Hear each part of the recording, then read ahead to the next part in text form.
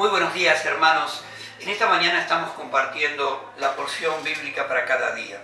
Les invito a compartir Lucas 15:22 en una escritura demasiado conocida para los que habitualmente leemos la Biblia.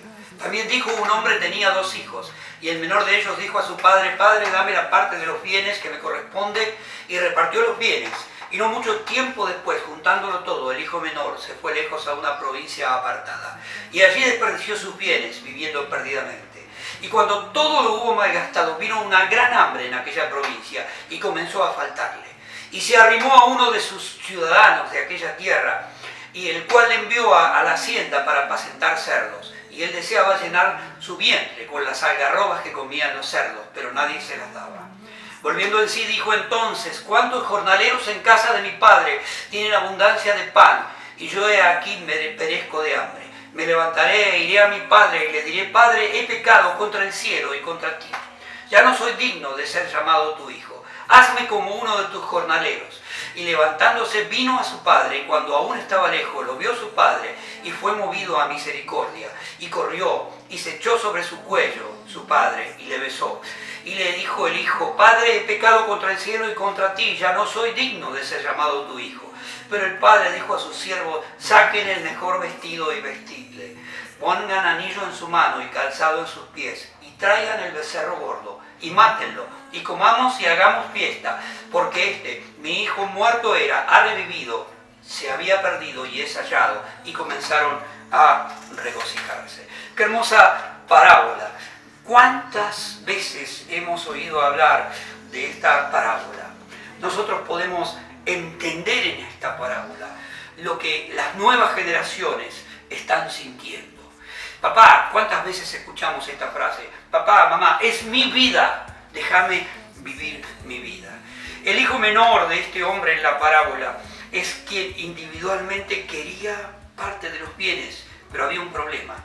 La herencia no era lícita repartirla durante su padre estuviera vivo. Por otro lado, la figura amorosa del padre, que sin reparos le concedió los deseos al hijo menor, aún sabiendo que su hijo estaba pidiendo algo que no le correspondía. Tal vez la gran lección de la vida del hijo menor se estaba por gestar, y el hijo menor soñaba con conquistar el mundo, con la independencia económica, con amor, con nuevas experiencias. No muchos días después, dice la Escritura, juntó todo lo que tenía y se marchó a una provincia apartada, y allí vivió desperdiciándolo todo. Administró mal, no supo ver con conciencia lo que le convenía, derrochó perdidamente, dice la Biblia. Perdió el objeto de su vida por el placer personal.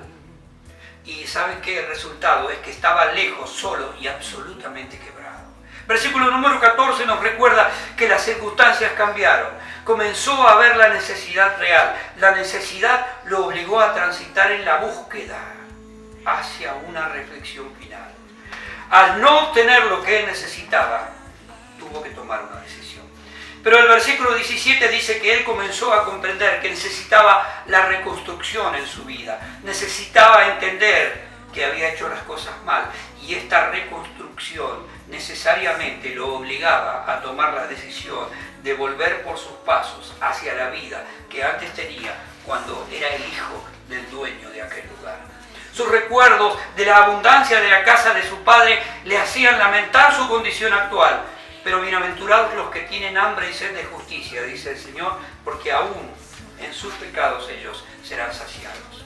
Y sabe que por fin en el lugar en donde Dios quería estaba aquel joven. El hijo pródigo hizo catarsis, como diría hoy. Sacó fuera realmente su problema y lo llevó hacia la conclusión que él necesitaba tener. Verdaderamente la condición de él era una condición de miseria. Él estuvo dispuesto a volver por sus pasos hacia el principio. Felices aquellos que reconocen sus faltas ante Dios, porque ellos serán saciados de paz. Y entonces el padre, dice la Biblia, recibió esta confesión: Padre, he pecado contra el cielo y contra ti, y ya no soy digno de ser llamado tu hijo. ¿Sabe qué?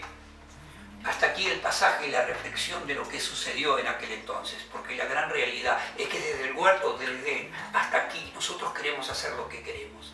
Mire, un montón de personas fueron detenidas en estos días solamente por querer salir cuando no debían. Hermanos, espero que ninguno de ustedes sea una de esas personas. Ojalá que hayamos entendido la naturaleza del problema que estamos viviendo. ¿Y saben qué? Hacer nuestra vida muchas veces representa el riesgo para los demás. Pero el Padre le dio a este hijo una nueva oportunidad. Y yo quiero terminar diciendo que Dios quiere darte una nueva oportunidad en tu vida. Más allá de las nubes que se ciernen sobre nuestra querida Argentina, el Padre va a dar una nueva oportunidad. Oramos a Dios pidiéndole que Él te bendiga en esta mañana y que te dé una nueva oportunidad. Si tú estás así como el hijo pródigo, alejado, apartado y tal vez enemistado con Dios primero y luego con los tuyos, te invito amablemente en el nombre de Jesús que vuelvas a Él. Señor Jesús, en esta mañana te pedimos que tú transites con un abrazo hacia aquellos que necesitan arrepentimiento. Bendícelos, Señor, y bendice a todos aquellos que vuelvan por sus pasos hacia ti en estos días. En el nombre de Jesús. Amén. Caminemos este día tomados de la mano del Señor.